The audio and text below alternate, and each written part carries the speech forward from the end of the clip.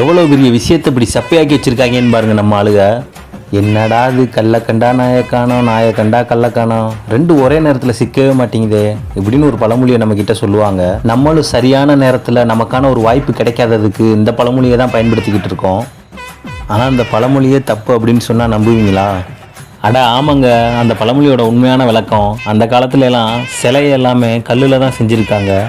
கல்லை கண்டால் நாயகனை காணோம், நாயகனை கண்டால் கல்லை காணோம் அப்படின்றத அந்த பழமொழி.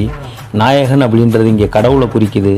நம்ம சிலையை வெறும் கல்லாக பார்த்தோம் அப்படின்னா அதில் நமக்கு கடவுள் தெரிய மாட்டார். அதை கடவுளை பார்த்தீங்க அப்படின்னா அது கல்லாக தெரியாது அப்படின்றது தான் இதுக்கான விளக்கம். எப்படிப்பட்ட பழமொழியை எப்படி சொல்லி வச்சுருக்காங்க பார்த்தீங்களா? இதே மாதிரி நிறையா பழமொழி இருக்குது. இனி வர வீடியோஸ்லாம் அதை பற்றி நான் உங்ககிட்ட ஷேர் பண்ணுறேன். நீங்கள் என்ன பண்ணுறீங்க அப்படின்னா நம்மளோட சேனலை சப்ஸ்கிரைப் பண்ணி வைங்க. அப்போ தான் இந்த மாதிரி வீடியோஸ் போடுறதுக்கு எனக்கு ஒரு பூஸ்ட். உங்களுக்கு இந்த மாதிரி ஏதாவது பழமொழியை பற்றி தெரிஞ்சால் கமெண்ட்டில் சொல்லுங்கள், தெரிஞ்சுக்குவோம். அடுத்த வீடியோவில் சந்திப்போம். டாட்டா.